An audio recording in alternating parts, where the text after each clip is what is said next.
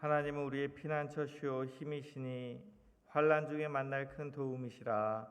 하나님이 그 성중에 계심에 성이 흔들리지 아니할 것이라. 새벽에 하나님이 도우시리로다. 아멘.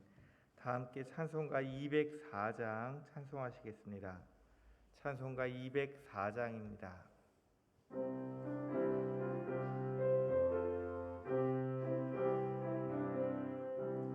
주의 말씀 듣고서 준행하는 자는 반석 위에 터닫고 집을 지은 같아. 비가 오고 물나며 바람 부딪혀도 반석 위에 세운 집 무너지지 않네. 잘 짓고 잘 짓세 우리 집 잘 짓세. 만세 반석 위에다 우리 집 잘 짓세. 주의 말씀 듣고도 행치 않는 자는 모래 위에 터닫고 집을 지은 같아. 비가 오고 물나며 바람 부딪힐 때 모래 위에 세운 집 크게 무너지네. 잘 짓고 잘 짓세 우리 집 잘 짓세. 만세 반석 위에다 우리 집 잘 짓세. 세상 모든 사람들 집을 짓는 자니 반석 위가 아니면 모래 위에 짓네. 우리 구주 오셔서 지은 상을 줄 때 세운 공로 따라서 영영 상벌 주리. 잘 짓고 잘 짓세 우리 집 잘 짓세. 만세 반석 위에다 우리 집 잘 짓세. 아멘. 사도신경 세 번역으로 우리의 신앙을 고백합니다. 나는 전능하신 아버지 하나님 천지의 창조주를 믿습니다. 나는 그의 유일하신 아들 우리 주 예수 그리스도를 믿습니다. 그는 성령으로 잉태되어 동정녀 마리아에게서 나시고 본디오 빌라도에게 고난을 받아 십자가에 못 박혀 죽으시고 장사된 지 사흘 만에 죽은 자 가운데서 다시 살아나셨으며 하늘에 오르시어 전능하신 아버지 하나님 우편에 앉아 계시다가 거기로부터 살아있는 자와 죽은 자를 심판하러 오십니다. 나는 성령을 믿으며 거룩한 공교회와 성도의 교제와 죄를 용서받는 것과 몸의 부활과 영생을 믿습니다. 아멘. 함께 보실 말씀은 누가복음 8장 15절 말씀입니다.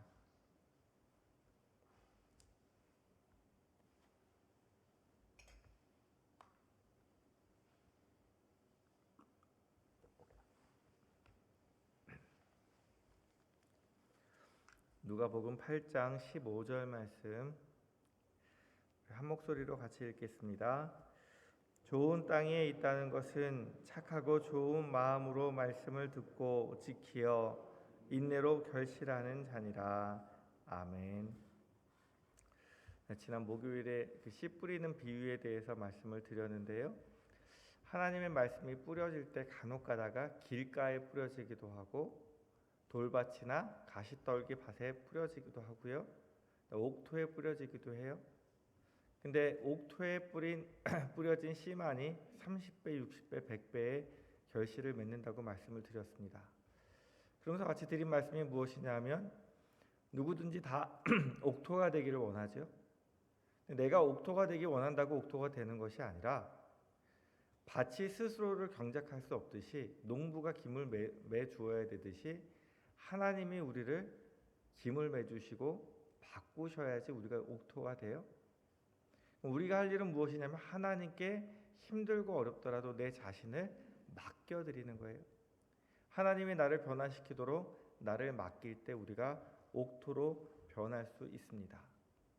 똑같은 말씀에 대해서 이제 세 군데에서 말씀을 하는데요. 지난주에 마가복음에 보면 옥토에 대해서, 좋은 땅에 대해서 이렇게 이야기를 합니다. 좋은 땅에 뿌려졌다는 것은 곧 말씀을 듣고 받아 30배나 60배나 100배의 결실을 하는 자니라. 말씀을 듣고 받은 사람이 옥토라고 얘기를 해요. 그리고 마태복음에는 이렇게 이야기합니다. 좋은 땅에 뿌려졌다는 것은 말씀을 듣고 깨닫는 자니. 말씀을 듣고 어떻게 한다고요? 그 말씀이 무슨 뜻인지를 깨닫는 사람이 옥토가 된다고 말씀을 해요. 근데 오늘 이 누가복음에서는 더 자세하게 이야기하고 있어요.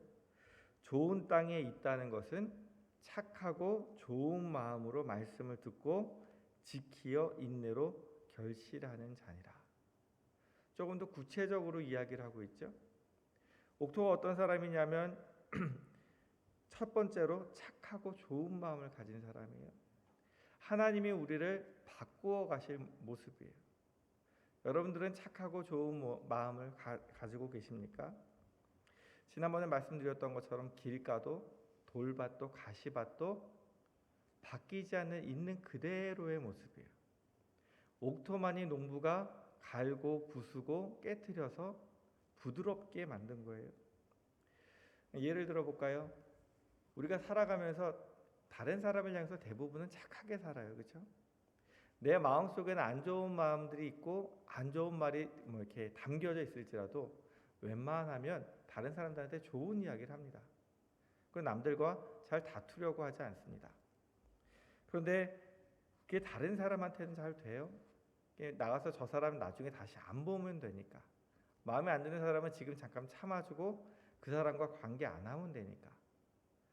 근데 부부간에는 보면 항상 같이 살아야 되잖아요. 그러니까 마음에 있는 것들을 다 이야기하게 돼요.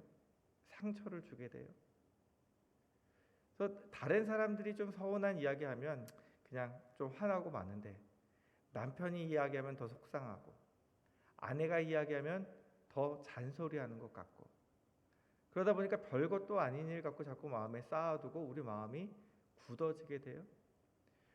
물론 연세가 많이 드시면 그러려니 하고 살지만 신혼 초기나 웬만큼 살아가다 보면 상대방이 했던 말들이 자꾸 내 마음속에 쓴뿌리가 돼서 남아요. 그러니까 말을 한마디 해도 좋게 안 나오고 평상시 저러신 분이 아닌데 그런데 배우자한테 이야기할 때 보면 왜 저렇게 말씀을 하시지? 할 때가 있어요. 그렇죠?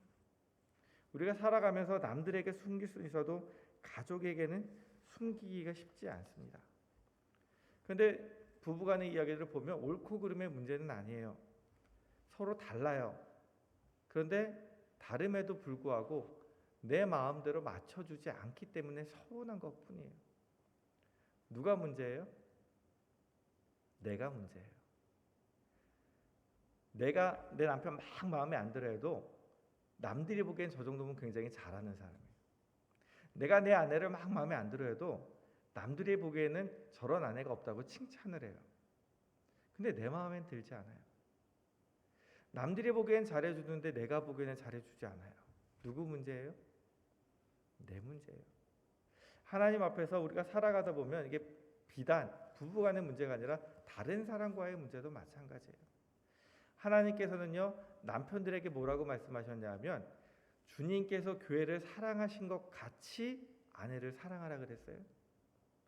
근데 나는 주님이 교회를 사랑하신 것 같이 아내를 사랑하지 않으면서 아내에게는 교회가 주님께 하듯이 하라고 이야기를 해요. 아내들도 마찬가지죠. 아내들은 교회가 주님께 순종하는 것 같이 남편에게 순종하라고 얘기하는데 나는 순종하지 않으면서 남편은 주님께서 교회를 사랑하신 것 같이 사랑해 주기를 원하고 있거든요. 우리가 하나님 앞에서 변화되지 않으면 착하고 좋은 마음을 가질 수가 없습니다. 다른 사람과 관계하면서 다른 사람들과 관계를 맺고 살아가면서 한두 번은 착하게 지낼 수 있지만 정말로 우리 근본이 바뀌지 않으면 우리는 세상 앞에서 결국은 나나 그 사람이나 다를 것이 하나도 없는 존재임을 기억해야 됩니다. 그래서 두 번째로 보면 착하고 좋은 마음을 갖게 하기 위해서 우리 안에 있는 쓴뿌리와 돌들을 제거하기 위해서 하나님께서 어떻게 하라고 말씀하시냐면 말씀을 듣는 자가 되라고 말씀하시는 거예요. 우리가 말씀을 듣기 전에는요, 죄를 죄로 여기지 않습니다. 우리가 살아가다 보면요, 이제 말씀을 읽기도 하고 설교를 듣기도 하고 큐티를 합니다. 근데 이런 거 하기 전에는요, 적어도 자기는 남들보다는 착하게 살아간다고 생각을 해요. 여러분들 솔직히 악하게 살아가십니까? 내가 세상에 나가서 뉴스를 볼 때 그 뉴스 속에 나오는 사람처럼 정말 심각한 그런 죄를 범하면서 살아가십니까? 우리는 대부분 심각한 죄를 범하지 않고 살아가요. 그래서 나 정도면 괜찮다라고 생각하고 살아가요. 내 겉모습을 보면서 그래도 나 정도면 말씀을 잘 지키고, 그래도 나 정도면 법을 잘 지키고, 나 정도면 착하게 살아가는 거지. 남들이 내가 하는 만큼 못해줘서 내가 가끔 화나는 거지 내가 문제라고 생각하지 않습니다. 근데 성경 말씀을 보다 보면 누가 문제냐면 자꾸 내가 문제라고 말씀하세요. 누가 안 바뀌냐고 얘기하시냐면 내가 안 바뀐다고 말씀을 하세요. 하나님의 말씀 앞에서 부딪히지 않기 때문에 우리가 죄를 죄로 여기지 않는 것이지, 하나님 앞에 말씀 앞에 부딪혀 보면 내가 죄인인 것을 깨닫습니다. 우리가 간혹 가다가 이제 이야기하죠. 와서 자기 남편 욕을 하는 사람도 있고 아내 욕을 하는 사람도 있어요. 들어보다 보면 상대방이 굉장히 나쁜 사람 같아요. 근데 상대방 이야기도 들어보면 다 일리가 있고 좋은 사람이에요. 근데 내가 서운했기 때문에 그걸 나쁘게 이야기하는 것이거든요. 하나님의 말씀은 거울과 같아요. 그 말씀 앞에서 나를 비춰보지 않으면 내가 내 모습이 어떤지를 모르고 살아가는 거예요. 하나님께서 우리에게 원하시는 것 중에 하나는 무엇이냐면 말씀을 들으라. 하나님의 말씀을 들으라. 그리고 그 앞에서 내 모습이 얼마나 더럽고 추하고 내 안에 얼마나 악한 것들이 많은지를 깨달으라고 말씀을 하시는 거예요. 여기 계신 분들이 하나님 말씀 앞에서 날마다 깨어지는 삶을 살아가시는 분들이 되시기 바랍니다. 그리고 세 번째로는요, 말씀을 듣는데 그치지 않고요, 그것을 지키라라고 말씀을 하세요. 우리가 알고 있는 지식이 우리가 살아가는 모습은 아니에요. 우리는 얼마든지 하나님의 말씀에 대해서 알 수 있어요. 근데 듣기만 하고 속이는 자가 될 수도 있어요. 하나님의 말씀이 이렇게 하셨다는 건 알지만 그렇게 지키면서 살아가지 않으면 그거는 누군가에게 하시는 말씀이에요. 우리가 설교 들을 때 그런 마음이 제일 많이 들죠. 막 설교를 누군가 책망하는 설교를 듣다 보면 누가 이 설교 들어야 되는데, 내가 이 설교를 들어야 되는 데가 아니라 누가 이 설교 듣고 바뀌어야 되는데,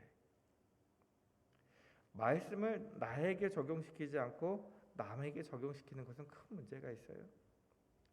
하나님의 말씀을 듣는다는 것은 무엇이냐면, 믿음을 가진다는 것은 행함이 있다는 거예요. 행함과 믿음은 동전의 양면과 같습니다. 뗄래야 뗄 수가 없는 관계입니다.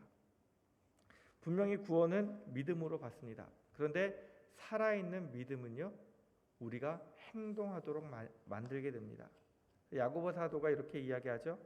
만일 형제나 자매가 헐벗고 일용할 양식이 없는데 너희 중에 누구든지 그에게 이르되 평안히 가라, 덥게 하라, 배부르게 하라 하며 그 몸에 쓸 것을 주지 아니하면 무슨 이익이 있으리요. 이와 같이 행함이 없는 믿음은 그 자체가 죽은 것이라. 하나님의 말씀은요, 믿음이라는 것은요, 우리가 그렇게 살도록 만들어가는 능력이 있습니다. 근데 알기만 하고 행하지 않는 것은 어떻게 보면 믿지 않는 거예요. 알고만 있는 것이지.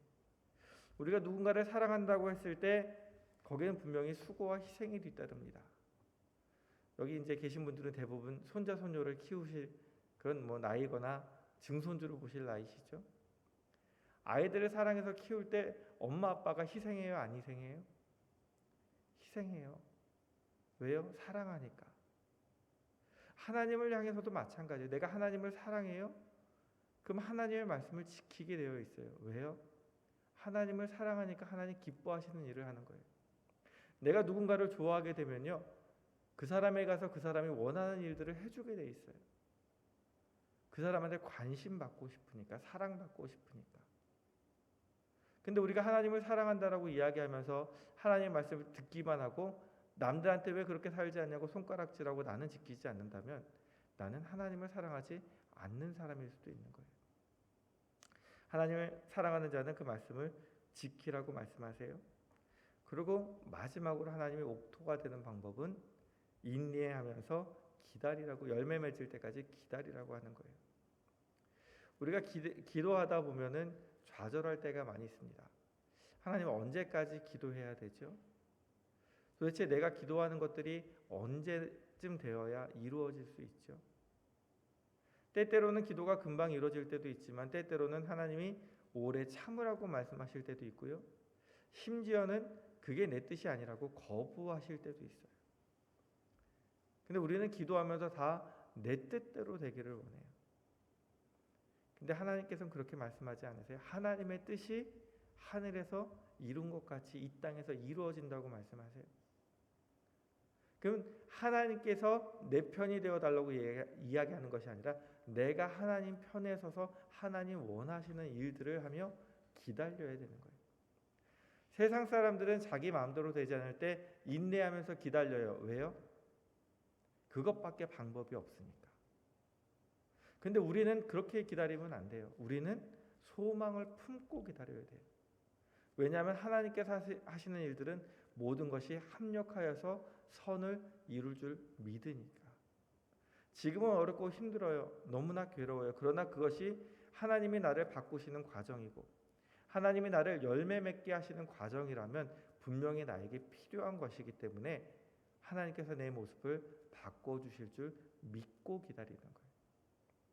그래서 오늘 누가복음은 하나님 앞에서 우리의 모습을 어떻게 이야기하냐면 착하고 좋은 마음으로 말씀을 받아서 지키고 열매가 맺을 때까지 인내하라고 말씀하십니다. 하나님 앞에서 우리가 점점 옥토로 변해갈 줄 믿습니다. 지난번에 콩나무 씨로 이야기를 했듯이 콩에 물을 부으면 알게 모르게 점점 자라는 것처럼 우리가 하나님 말씀 앞에 자꾸 서다 보면 하나님께서 조금씩 나의 굳은 마음을 다 부셔서 부드러운 흙으로 바꾸실 것이고 내 안에 있는 쓴뿌리들을 하나씩 꺼내서 하나님의 말씀이 열매 맺을 수 있는 옥토로 만들어 주실 줄 믿습니다. 그래서 우리가 기도해야 될 것은 하나님 나를 옥토로 만들어 주옵소서.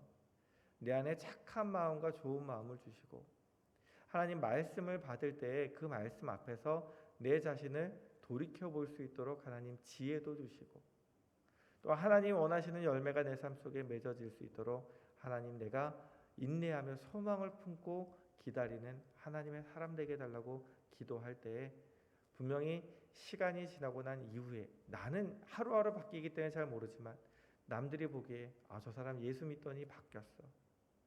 저 사람 예수 믿더니 정말 좋은 사람이 되었어. 그리고 하나님께 영광을 돌릴 수 있는 우리의 삶의 모습으로 바뀌어 가기를 우리 간절히 소원합니다. 하나님 앞에서 우리 자신을 옥토로 바꿔달라고 날마다 기도하시며 말씀 앞에 서시고 또한 우리가 알고 깨닫게 하신 말씀을 지키며 살아가려고 노력하시는 저와 성도님들이 되기 원합니다. 기도하시겠습니다. 하나님 아버지, 오늘 말씀을 통해 옥토가 어떠한 사람인지 생각해 봅니다.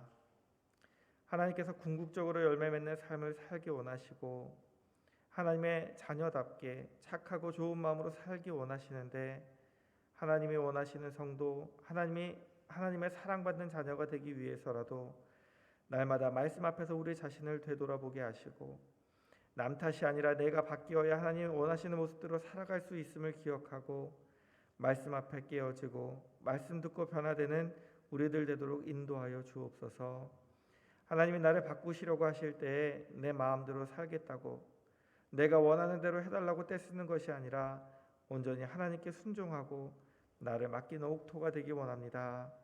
우리를 변화시켜 하나님의 영광을 위해 사용하여 주옵소서. 예수 그리스도의 이름으로 기도드립니다. 아멘.